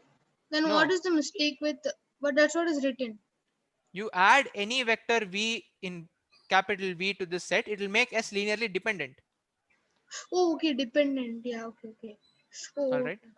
But see, 0 comma 1 and 1 comma 0 in R square is maximally linearly independent. Why? You add say 2 comma 3, right? Now 0 comma 1, 2 comma 3 and 1 comma 0 are linearly dependent. You can write 2 comma 3 minus 2 times 1 comma 0 minus 3 times 0 comma 1 to be, you get 0. So you can't add any more vector to 1 comma 0 and 0 comma 1 without losing linear independence, all right? So that's what maximally linearly independent means. but So once what is again, minimally linear independent and maximally spanning? Is meaning that both not there? meaning both don't make sense. Minimally linearly independent set is 0 and the maximally spanning is the entire vector space V. Oh, okay. Oh, yeah, yeah. Oh, Okay, okay, okay. I got it. so set S is minimally spanning V. So you look at 1 comma 0 and 0 comma 1 again, right? So you remove, okay, 1 comma 0 and 0 comma 1 span R square. Any vector in R square can be written as a linear combination of 1 comma 0 and 0 comma 1. But you remove 1 comma 0, say, all right? There is no way you can write 3 comma 2 as a linear combination of 1 comma 0. So there is no way you can scale 1 comma 0 to get 2 comma 3. So the set 1 comma 0 and 0 comma 1 is minimally linearly dependent because if you remove one of these two guys, whatever remains does not span V anymore. Whereas 1 comma 0 0 comma 1 2 comma 3 is not minimally linearly spanning because you can remove 2 comma 3 such that whatever results 0 comma 1 and 1 comma 0 still spans V. All right, is it clear, Sarah? Yes, thank you. No, but nice that you asked, uh, just keep asking stuff. So we just look at the theorem statement and then stop for the day. So let V over K be a vector space and S be a subset of V. Then the following are equivalent. S is maximally linearly independent. S is minimally spanning. S is linearly independent and spanning. And for all vectors V in V, there exists a unique tuple indexed by elements of uh, S. Alpha S says that alpha S belongs to K for all S belonging to S, such that summation over S belonging to S alpha S dot S equals V. And this is just a very fancy way of saying there is a nice linear combination of vectors in S which adds up to V for every vector in capital V. So we are claiming all these four guys are equivalent. And once the theorem is done, we won't be using the term maximally linearly independent and minimally spanning anymore. We'll just dump all those terms and call any set that satisfies 1 2 3 4 as a basis. Okay. Yes, Abhinav. The fourth point just says that all the linear combinations of the vectors in S will give V. Exactly. Okay. So you look at all linear combinations, you get V, but it is saying something little more than that. So it's not just saying you consider the set of all linear combinations of S, you get V. So it's not, it doesn't stop there. It also says for every element in V there exists a unique linear combination that adds up to V. So Yes, yes. for V there is a linear combination in the first place, and there are no two linear combinations. There is just one.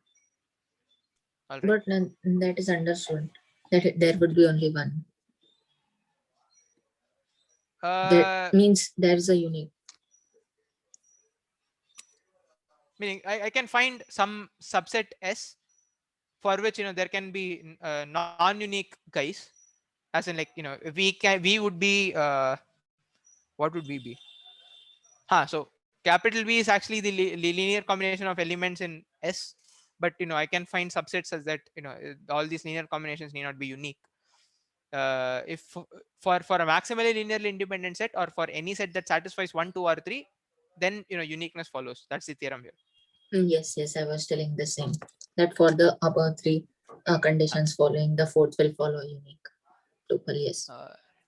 So it's a theorem statement clear. So we'll get back tomorrow. We'll just revisit maximally maximal linear independence and minimal spanning sets, and then we'll look at the proof of theorem 8 tomorrow, right? Okay, folks. Any doubts you can ask me. Sorry, Otherwise, we'll. spanning means that now that like that is the minimum set that is linearly independent, which that is on the subset, the subspace. No, wait. Spanning means minimum set that is linearly independent. What does it mean? I mean, like 0, 1, 1, 0. Its Hmm. span is r squared because I mean it's a field. First of all, if we consider like It's a vector space. yes, it's a vector space, and it is it's the minimal vector space such that for any elements in that subset of r square, this this 0, 1 and 1, 0 is linearly independent. So R square is the smallest vector space like that, smallest subset of R square. I mean, let S be one subset of R squared, and we can consider T to be 0, 1 and 1, 0. So what it says is that R square equals to T is the smallest such that for any alpha 1, alpha 2 in T, we have that alpha 1 into 1 plus alpha 2 into 0 is equals to 0, has only trivial solutions. Yeah, because you're starting with a set that is maximally linearly independent. Yeah, that's what I was asking. Yes. Okay. So we'll begin with the proof, right? No, I'll hide this. Would you want to start making some attempts here? So suppose S is maximally linearly independent. All right. So the strategy is going to be simple. So we want to prove 1 is equivalent to 2, is equivalent to 3, is equivalent to 4. So we will actually prove 1 implies 2, 2 implies 3, 3 implies 4, and 4 implies 1. Rather than proving 1 implies 2 and 2 implies 1, 1 implies 3 and 3 implies 1, and all right. Okay. Yes, Parth. Yeah. So the number of vectors in a spanning space in a spanning subset of is greater than equal to the number of vectors in a linearly independent set. And we could prove this by adding a vector, every vector turn by turn into the spanning set. So 1 and 2 automatically follow from that. No, but there is one small problem here. Your maximal linear independent set might not even be finite. Meaning consider R to Yeah, the it n, is right? not necessarily finite. Yeah. So you can't do a cardinality argument. Okay. So what can we do here? But your idea is right. Like you're trying to put one more vector inside, and you're trying to check, whether these conditions hold fine, right? Yeah. Okay. Sir, about the spanning thing, I didn't quite get. I understood what is the meaning of a span, but not spanning. Oh, okay. So S is said to be spanning if the span of S is V. Oh, okay. So if S is subset of V, let S be a subset of V, then S is spanning if S is V, like the 0, 1, 1, 0 case. That is spanning. So 1, 0 and 0, 1 is spanning. Oh, It spans R square. So that's exactly it. okay, sir. Okay.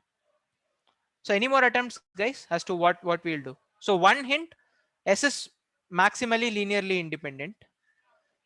Try removing a vector from this maximal linearly independent set and try doing something. Yeah, I I was think. thinking of adding a vector minus v. So can we use Steinitz exchange lemma here? No, sorry. You said Steinitz Parth? exchange lemma. It was not taught so we cannot use. Yeah, so I think, I mean, I don't know what this tiniest exchange lemma is, but if it is about the cardinality of the basis, we might be doing it a little later. Yeah, so it just states that the number of vectors in a spanning set is greater than equal to number of vectors in a linearly independent set. Mhm. And when So they are wait, equal, it's just the basis. but how do you deal with numbers here? Like you set up a bijection. No, you have to be really careful there, right? Meaning you look at r to the capital, r to the natural numbers. I Yeah, can only find a in linear. countable vector spaces, Right, not in exactly. uncountable. Yeah. This is true for any vector space, in fact. So we are trying to lose. We are trying not to lose generality as much as possible. Meaning we'll be sacrificing on generality pretty soon, but we'll play with generality as much as possible, right? Yeah. Okay. Fine. We'll begin with this. Hmm. So let S be a maximal linearly independent set, right? Suppose S does not span V, then there is a vector V which cannot be expressed as a linear combination of vectors in S. Okay. Now consider S union V. Now we claim that S union V is linearly independent, because if it was not linearly independent, then this non-trivial linear combination of a finite subset of S union V would in fact give rise to a linear combination of S that adds up to V. Is that fine? So that would that says that this set has to be spanning. So the maximality in this maximal linearly independent set implies that S spans V. Linearly independent set would actually imply the minimality in minimal spanning set. So there is a nice correspondence between these two. So the maximally part corresponds to the fact that this guy is spanning, and the linearly independent part corresponds to the fact that this guy is minimal, right? So here S spans V. Now suppose S does not minimally span V, right? So we'll see what happens. Then there is a vector S which can be removed such that S minus S still spans S. That is, there is a linear combination of vectors in S minus S for every vector in V. And in particular, there is a linear combination of vectors in S minus S adding up to S also,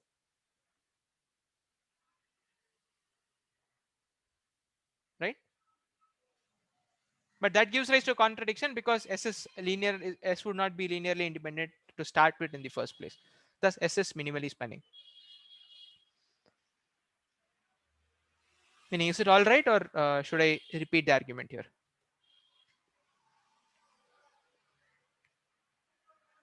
Yeah, seems fine. Mhm. So, folks, and if you're trying to ask something to me, right, like don't really chat. I will, I'm, I might struggle to look at the chat while talking to. So just unmute your mic and start talking. Okay. So now we'll prove 2 implies 3. So suppose S is minimally spanning, then S is spanning. So now we just have to show S is linearly independent too. So now suppose S is not linearly independent, then there is a vector S in the span of S minus S. All right. Hence S minus S still spans all of V. Thus S is not minimally spanning. Wait, I think I'll have to shed some more light in this, right? So we begin with a minimally spanning set S. So we want to show this guy is spanning and linearly independent. And this guy is spanning is straightforward, because we begin with a minimally spanning set. Uh, you know, Emphasis on the spanning part. Now, suppose we assume that S is not linearly independent, then you remove a vector S. This vector S is in the span of whatever remains in S. So S is in the span of S minus S, which means the entire vector space V would still be in the span of S minus S. Why? First write S as span of vectors in S minus S. And then now you know how to write any vector in V as a span of vectors in S. So for the coefficients in the linear combinations of vectors that are not s not small s, right, use the same coefficients. And instead of writing say alpha small s times s, just rewrite alpha small s times the linear combination of vectors in S minus S that adds up to S. Hence, S minus S would still span V. Thus, S cannot be minimally spanning if capital S is not linearly independent. Is this all right?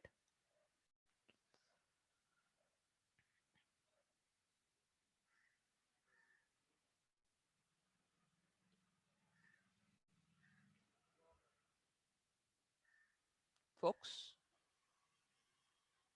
Okay, I'll move on. Yes, it is all right. The Yeah, argument number two is yeah, it is similar all to right. the argument number two is similar to the second part of the first argument, right? Yes. Yes, yes. So this is just clever play of what spanning and linear independence is. And the flavor of all of 1 2 3 4 would be pretty similar. Like you just have to make use of definitions to get back what definition we had previously to prove equivalence. All four are almost in the same flavor. All four definitions are almost in the same flavor, then they almost talk about the same things. So the proof will also be pretty much the same. Okay, so suppose S is linearly independent and spanning. So now we need to show for every vector v there is a linear combination summing up to v, and we have to show that this linear combination is unique. Okay, because this guy is spanning, there is a linear combination of vectors in S adding up to v.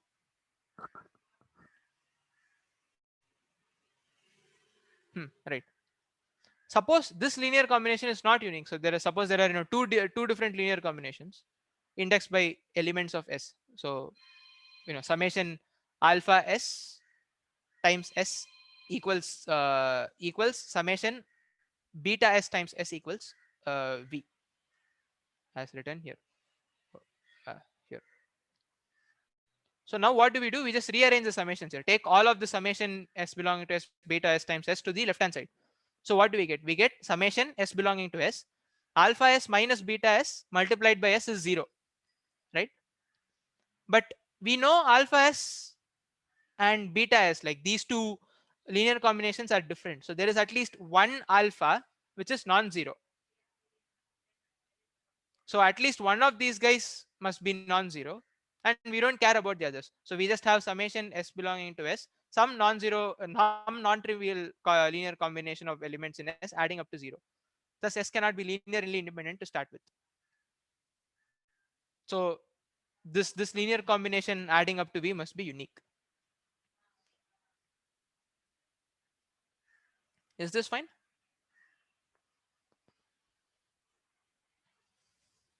Yeah, got it. Okay, right. So given all four proofs are of the same flavor, right? So given 4, can you try showing 1? So 4 says for every vector there is a unique linear combination of elements in S adding up to this vector, and 1 says S is maximally linearly independent. Can anyone take a shot?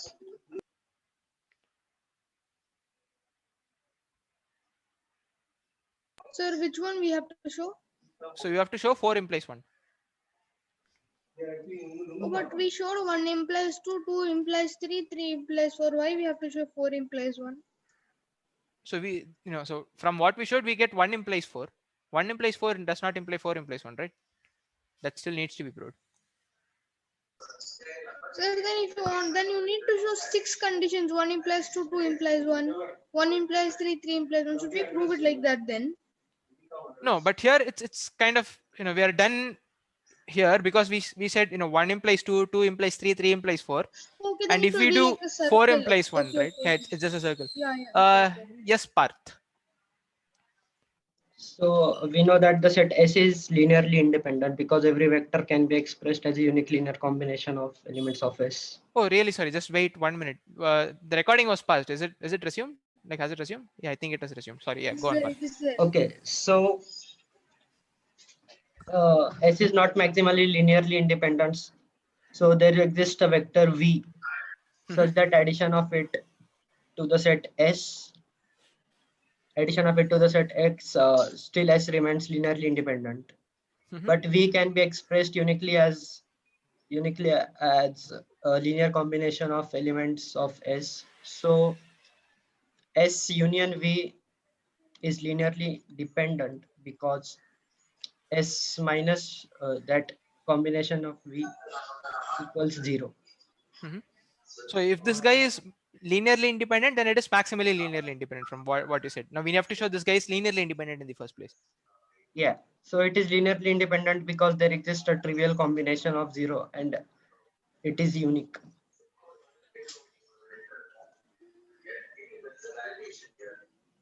Right, exactly. Yeah.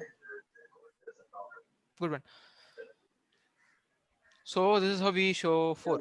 Suppose for all vectors v in V, there exists a unique tuple indexed by elements of S, such that this linear combination is V. And you're, I hope you're comfortable with this notation, right? So what I mean by this unique tuple is this, so if we just have two vectors, we can say summation I running from 1 to 2 alpha I vi. But there can be many vectors and we don't know how to address these vectors. So what we'll do is we just attach these we just name these coefficients along with these vectors itself. So if you have say 0 comma 1 and 1 comma 0, so we are just calling alpha subscript 0 comma 1 plus alpha subscript 0 comma 1 times 0 comma 1 plus alpha subscript 1 comma 0 times 1 comma 0. So that's what this big tuple here means. Okay. So suppose S is not linearly independent to start with. So for every V there exists a unique tuple such that these elements add up to V. And for 0 there is the trivial linear combination that adds up to 0. So there can't be any other guy. So this guy has this S has to be linearly independent because of that. I mean, I think the proof here is different. No, I think it's the same. Nice. So suppose S is not maximally linearly independent, right? So then you will be able to insert another vector V inside such that S union V is still linearly independent. But there is a non-trivial linear combination of vectors in S adding up to V. Thus, the same non-trivial linear combination of vectors in S minus V is 0, which is non-trivial combination of vectors in S union V summing up to 0. So S union V cannot be linearly independent. I think it's a typo here. It has to be, S union V is cannot be linearly independent. So it's a contradiction here. Thus, S is maximally linear independent. Imran, can you mute your mic and unmute yourself when you're about to talk? Uh, yeah, thanks. So is these things fine? Like, is this proof fine? So let's go back to the theorem statement here. So we just said, so you find a maximally linearly independent set, you take a minimally spanning set, or you take a set S that is linearly independent or linearly independent and spanning. And this is the form that we all really like. This actually simplifies stuff. Form 4, that for every vector V in capital V, there exists a unique way of representing V as a linear combination of elements in S. So all these 4 are equivalent. And if you want me to explain any part of this proof again, then I would do so. I'll do so.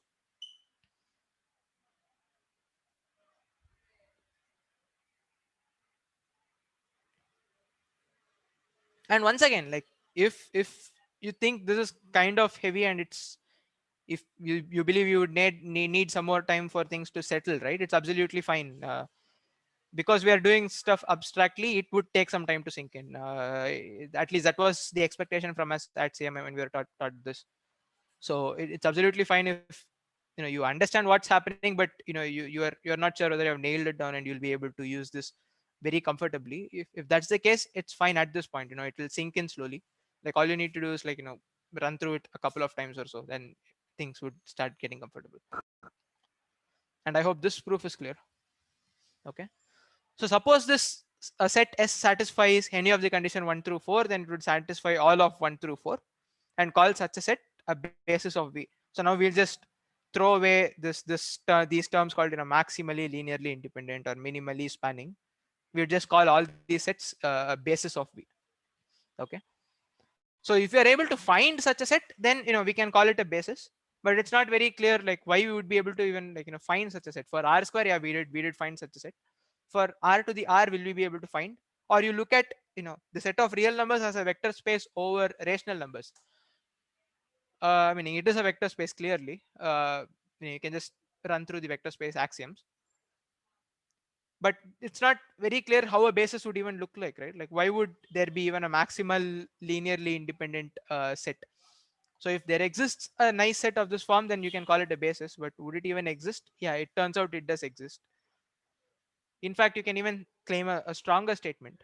So let S1 and S2 be, you know, two linearly independent and spanning set respectively, such that S1 is contained in S2. So S1 is linearly independent and S2 is spanning. Then there exists a basis of V that is sandwiched between S1 and S2. So you pick a linearly independent set S1, you add lot more vectors in S1, and you finally end up with a spanning set S2. So you give me those S1 and S2, I'll be able to find a basis sandwiched inside these two guys. And in particular, the empty set is linearly independent, the vector space V is spanning, so you will be able to find a basis B such that S1 is a subset, sorry, B contains the empty set and is contained in V. So we will not prove it now. So in the bonus lecture that I typed up, I'm happy actually I typed it up. So we'll look at it if you have time to look at it, or I'll at least send the bonus lecture notes to you over. It actually has some nice stuff to do from with logic and basic set theoretic construction of algebra, and it just goes back to the beginning of math pretty much. Okay, so now we'll prove all bases of vector space V if this guy has a basis with the finite cardinality has the like all these bases have the same cardinality. So you look at R square. So we realize 0, 1 and 1, 0 was maximally linearly independent. So 0, 1 and 1, 0 is a basis of R square. So now you find me any basis. I say that the size of the basis is 2. So that's what we are claiming here, right? So the argument is quite interesting. So you look at two bases. Say B is V1, V2 all the way through Vn, and let W be a larger basis. Say W1, W2 all the way to Wm. And because W is a larger basis, right? So M is greater than N. So claim for V belonging to B minus W, there is a vector W such that this swap is still a basis. So what's the idea here, right? So you pick V1 in B, pick some element, say W1 in capital W, swap these two. Pick V2 in B, pick W2 in the W2B is the second element, swap these two. So we keep doing things of that sort, and we say we'll still end up with the basis. But there might be one problem. So suppose V1 belongs to B and V1 also belongs to W, but we actually swap V1 from B with some other element of W. Then we might actually have V1 twice in W. So we have to be careful with what element of W we swap V with. But once we figure out, like there is some element in W with which we can swap V1, such that whatever remains after the swap is still a basis, then we can proceed with the argument as we can do an exchange argument and prove stuff. So what this claims says here is, like, for every V belonging to B minus W, that is for a vector V belonging to B but not belonging to W, there is a vector W belonging to W but not in V, such that you remove W from capital W and insert V inside. This new set that we have got is still a basis. Okay, is the claim clear? Yes. Nice. So now note that W is a basis and there is a linear combination of elements of W summing up to V. All right. So meaning we begin by picking a element V belonging to B minus W, and we want to find a W and W minus B such that this swap can happen. So this is that V that we begin with. So we find a linear combination of elements in W that add up to V. There has to exist at least one element W of W minus B with non-zero coefficient in the linear combination, since all vectors in B are linearly independent. All right. Now swap v with that w. Is it okay? So now what we do is we begin with v1, v2 all the way through vn. We pick v1, swap it with some vector in w.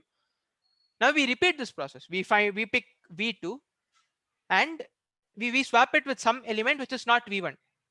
So now we'll get v1 and v2 inserted into w, and we would have removed two elements from w. Now we insert v3 into w and remove another element from w.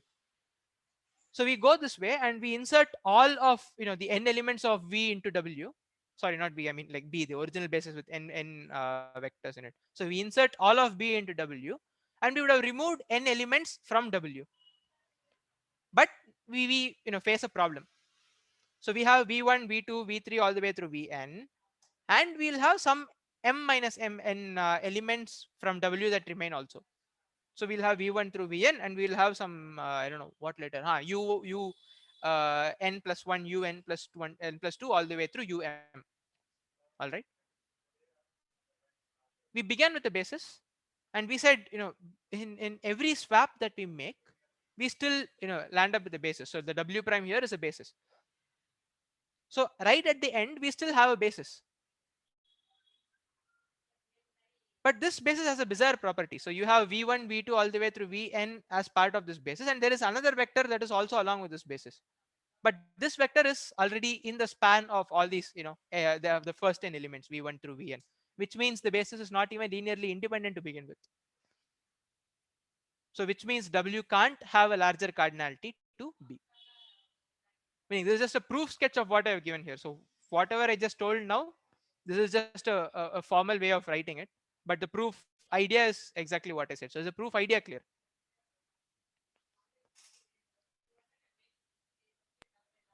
I think so, but I'll have to go over it again. Mhm. Yeah. So see, like whatever follows this, right? It's just a very formal argument of what I said in, like all of it was not English, but what I tried to make stuff intuitive. So I can repeat the intuition once again. Like I won't go over the formal argument because it would be a nice exercise to actually go over the formal argument. But I can repeat the intuition once more if you want. Can you go from after swapping all the V's with W's? Yeah, Yes. yeah. Okay. So what did we do? We begin with capital B with n elements, and we began with a capital W with m elements. In fact, we'll just put some nice numbers to understand, right? So we began with capital B with 5 elements, and W say has 7 elements, right? So now we inject this 5 elements of B into W. So there would be v1, v2, v3, v4, v5 in W. And apart from that, there would be two elements that originally belong to W also sitting inside this swapped bases that we have. We will call that u6 and u7. Okay. So v1, v2, v3, v4, v5, u6, u7 together forms a basis. But v1, v2, v3, v4, v5 is also a basis.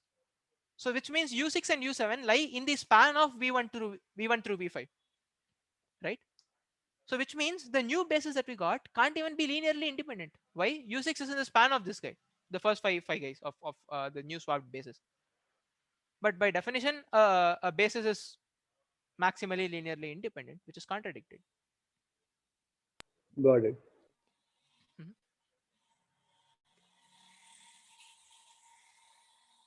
And is the intuition clear, guys? Like, if you have any confusion here, I'll go over. Yeah, yes, Sabina. So U6 and U7, they would be means the whole set W would now not be linearly independent. U6 and Mhm. U7 will can be formed from the linear combination of the elements which are replaced from B. Yes. Okay. So maybe I'll just repeat what the strategy is, right? So for every element in B, we find an element in W which we can swap with, such that the new swapped set is still a basis. So for v1 you find a swap, whatever guy remains is a basis, like whatever new set that we get is a basis. For v2 we find a swap, whatever new set that we get is still a basis. For v3 we find a swap, for v4 we find a swap, all the way through vn. So you have v1, v2 all the way through vn sitting inside this new swapped basis, along with m minus n more vectors. But the problem is, v1 through vn is maximally linearly independent because this guy originally formed a basis. So it also spans v, which means this entire new spanned basis cannot be minimally spanning. Whatever definition of from 1 through 4 you want to use, you'll get the contradiction. So that's the strategy here. Cool.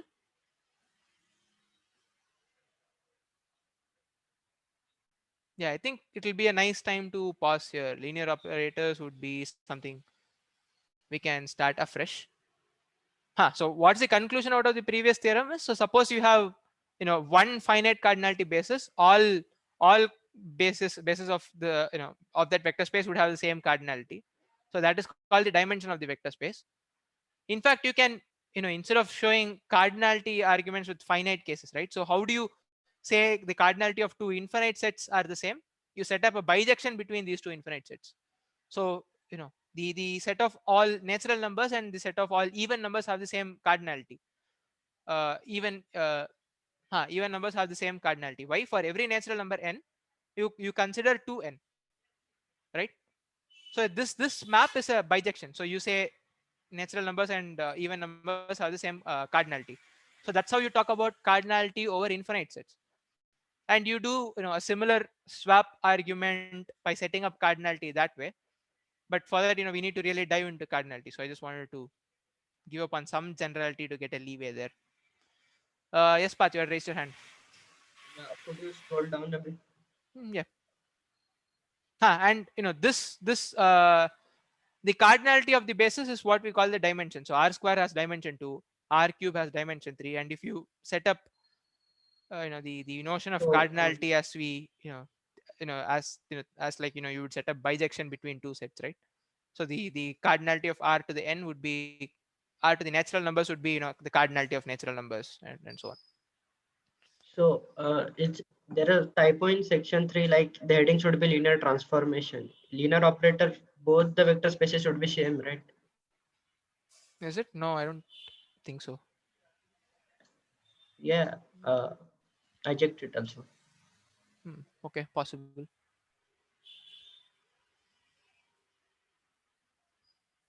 Sir, I No, wait, have I one remember. doubt.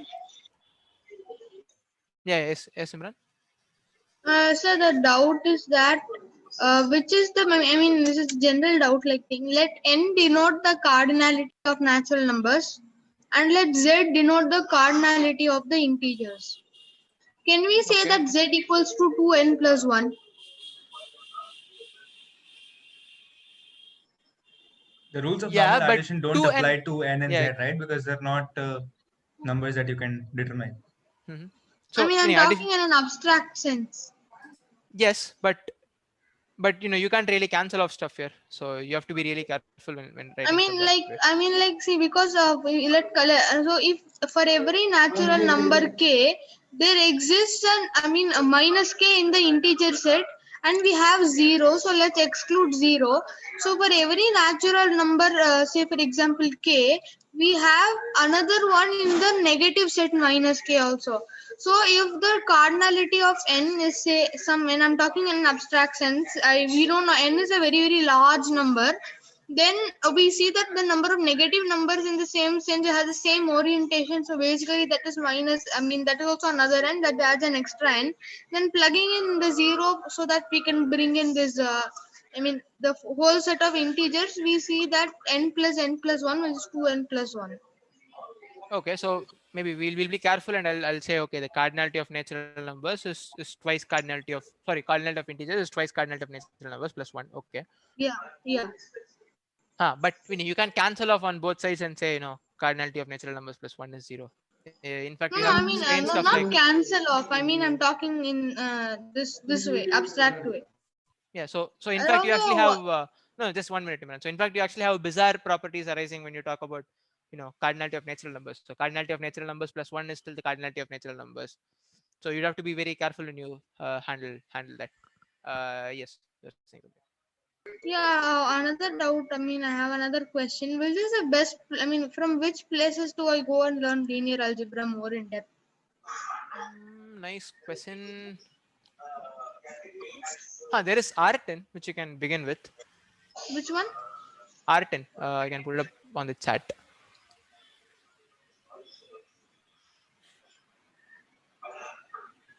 Oh, this guy is in waiting. Everyone in meeting. ARTIN. So I think the book is like Linear Algebra by Aadityan. So just Google up for that. That's a nice place to start. In fact, vector algebra is just one part of the vast area of algebra. So you have group theory, which Batsy is doing, and you have ring theory. Yes, sir. And I Then remembered the word like the corresponding uh, thing. I Like mean, so you like, have vector will space it be over. explained?